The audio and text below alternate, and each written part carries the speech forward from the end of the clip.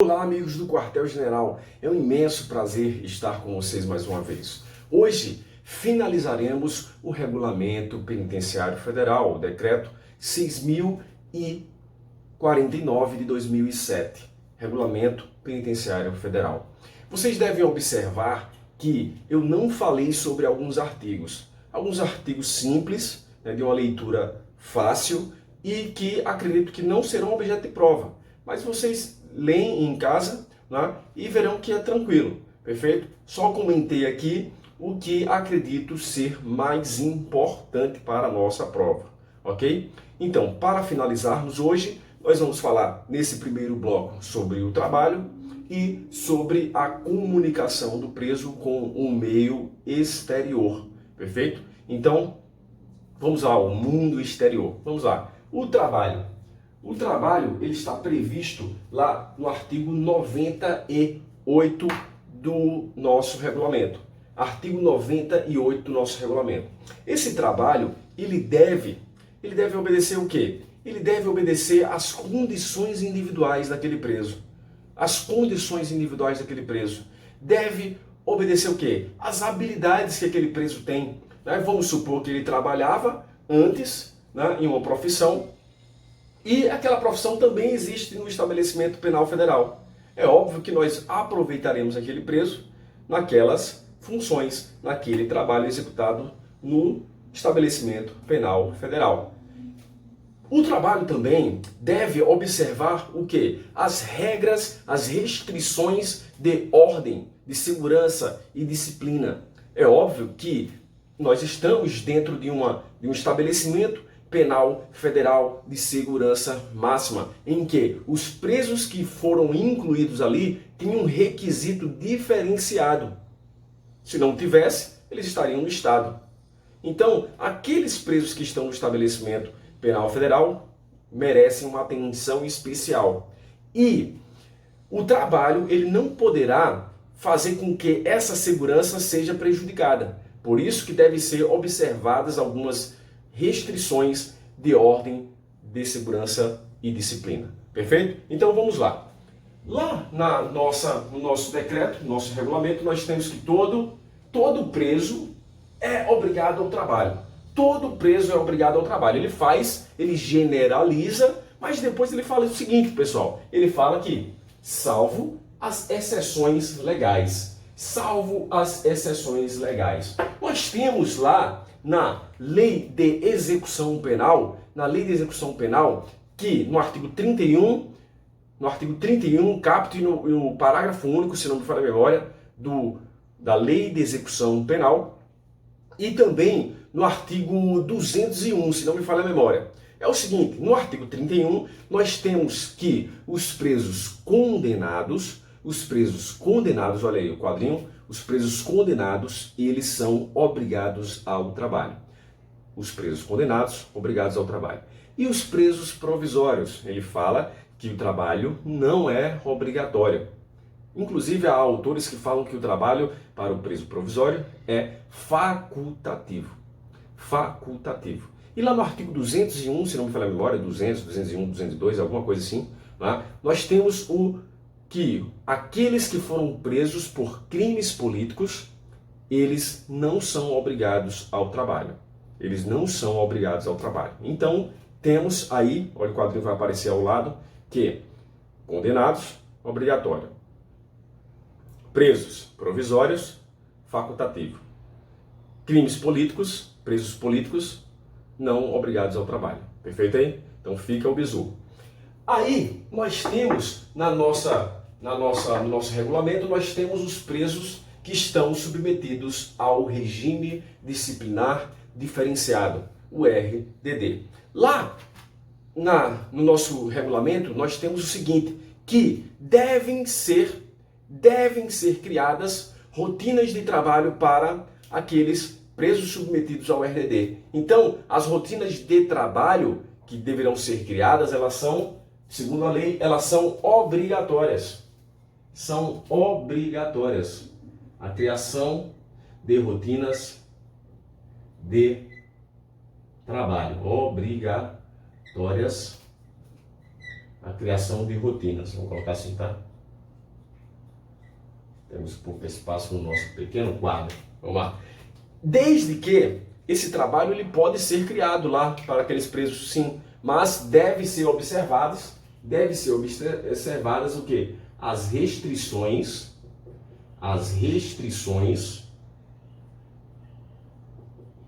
quanto à ordem, segurança, disciplina.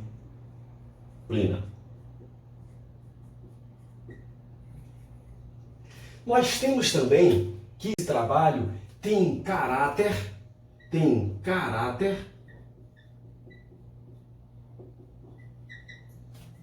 laboraterápico,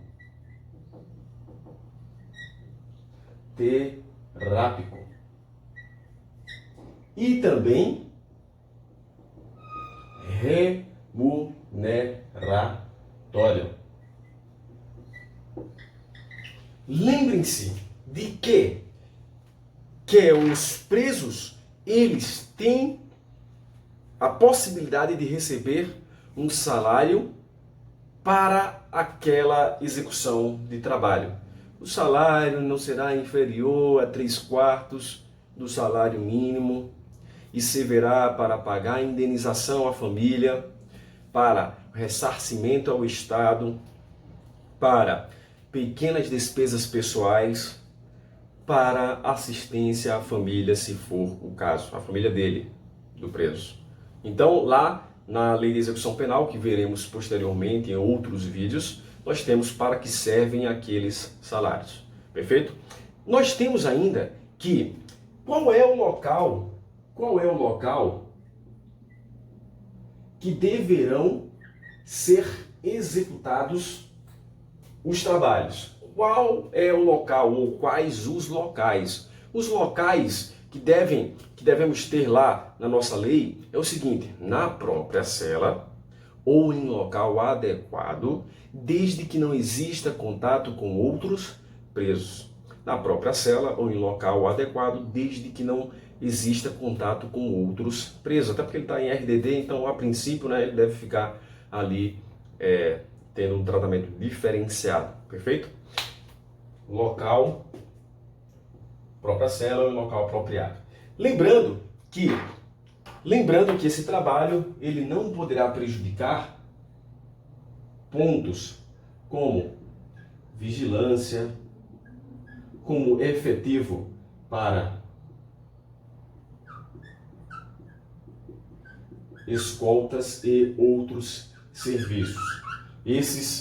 A vigilância, né, a segurança, ela está em primeiro lugar. Uma escolta, ela tem uma prioridade quando relacionada ao trabalho, perfeito? Ela tem uma prioridade em relação ao trabalho, perfeito?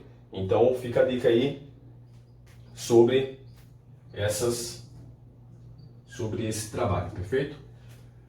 RDD, obrigatórias criações de rotinas, restrições de ordem, disciplina e segurança devem ser observadas. Temos o caráter laboraterápico e remuneratório, local na própria cela ou em local apropriado, adequado, e devem ser observadas regras como prioridade, que é a vigilância, escoltas e outras regras de cunho de segurança, perfeito aí? Então fica o bizu sobre o trabalho do preso. Tira foto, hein?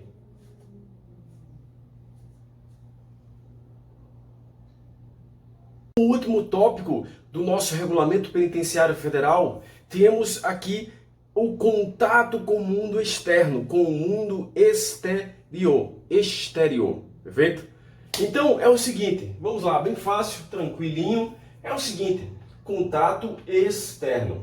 Esse contato externo, ele serve para reinserção, para aproximar aquele indivíduo que está privado de liberdade da sociedade, dos seus familiares, dos seus parentes e amigos, certo? Então, nós sabemos que a pena, ela tem um caráter retributivo, por quê? Para retribuir o mal causado. Tem um caráter preventivo, para quê? aquela pessoa privada de liberdade serve como exemplo para a sociedade não fazer, não cometer aquela conduta que foi cometida pelo preso. E também temos o último caráter, o caráter ressocializador. Ressocializador, perfeito? Reintegrador, reintegração social, perfeito? Então, as cartas, ou melhor, o contato externo serve para isso.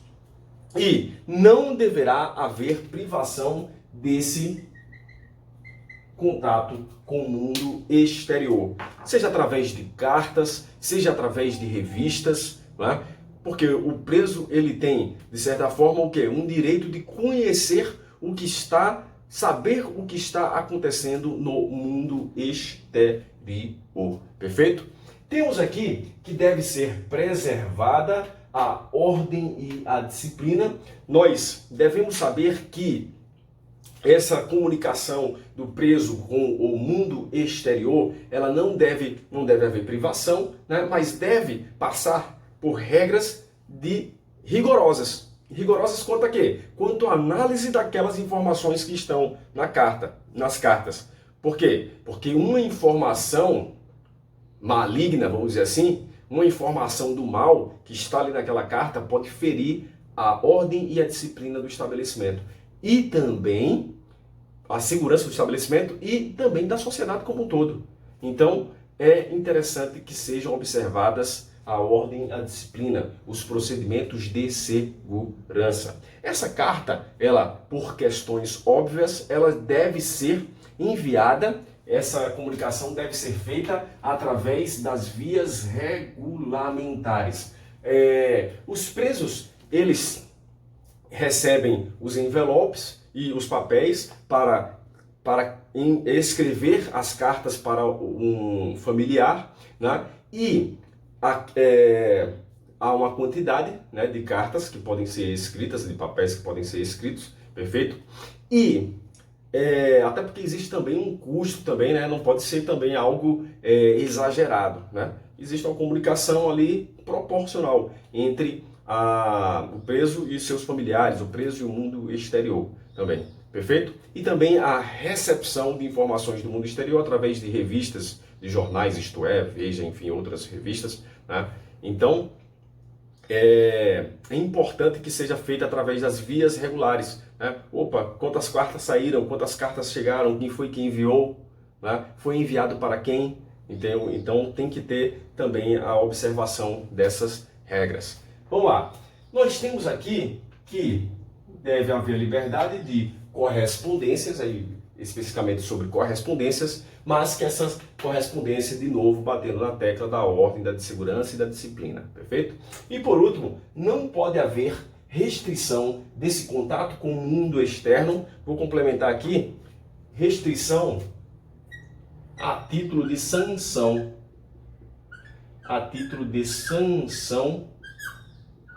disciplinar. Em outras palavras, pessoal, será que é possível, em virtude de uma sanção disciplinar por uma falta cometida, será que pode ser restringido ou suspenso esse direito? Não pode.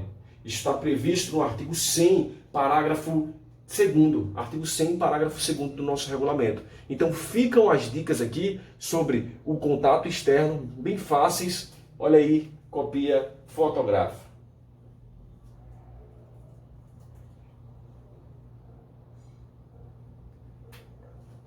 Com isso, finalizamos o nosso encontro, os nossos encontros sobre o Decreto 6.049/2007, o Regulamento Penitenciário Federal. Posteriormente eu vou colocar algumas questões aí para que vocês tenham conhecimento de como pode cair, né? Como não existem questões sobre esse assunto, sobre esse regulamento, ou melhor, existem pouquíssimas questões, então a gente tem que aproveitar as questões que são feitas pelo professor, que conhece a banca, que tem uma experiência maior, né, de cursos aí que vocês devem estar pagando também. Então façam simulados, exercícios, montem suas próprias questões. Opa, pode acontecer desse jeito aqui, ó, pode confundir essa palavra, né, esse termo, essa autoridade. Então já façam para que seja ampliada a sua visão quanto a algumas pegadinhas que podem ser cobradas para você pelo Sebrasp, o CESP, perfeito? Então fica ligado aí, valeu? Até as próximas legislações,